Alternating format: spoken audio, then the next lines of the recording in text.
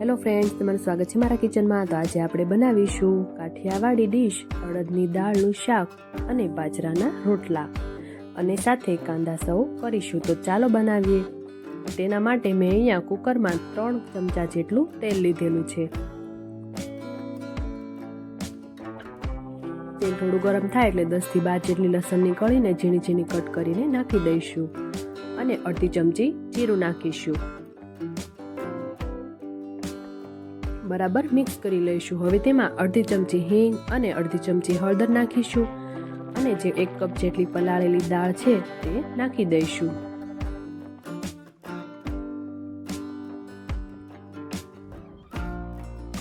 હવે સારી રીતે મિક્સ કરી લઈશું।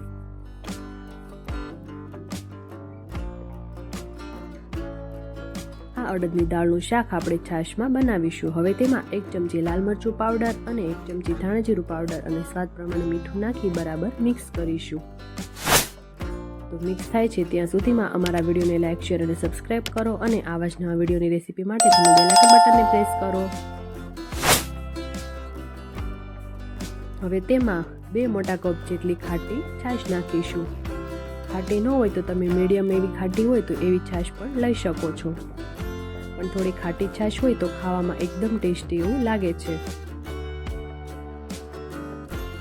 હવે આ શાકમાં આપણે 4 વિસલ કરી લઈશું। તો ઢાંકણ ઢાંકીને 4 વિસલ કરી લઈશું। તો તમે જોઈ શકો છો આપણું શાક તૈયાર છે। તો તેલ પણ ઉપર આવી ગયું છે। હવે થોડા લીલા ધાણા નાખીને આપણે બરાબર મિક્સ કરી લઈશું। જો તમે આ રીતે ક્યારે અડદની દાળનું શાક ન બનાવ્યું હોય તો આ રેસીપી જરૂરથી ટ્રાય કરજો અને મને કમેન્ટ બોક્સમાં જરૂરથી જણાવજો કે તમને આ રેસીપી કેવી લાગી। અને આ શાકમાં થોડો રસો વધારે હોય તો ખાવામાં ટેસ્ટી લાગે છે।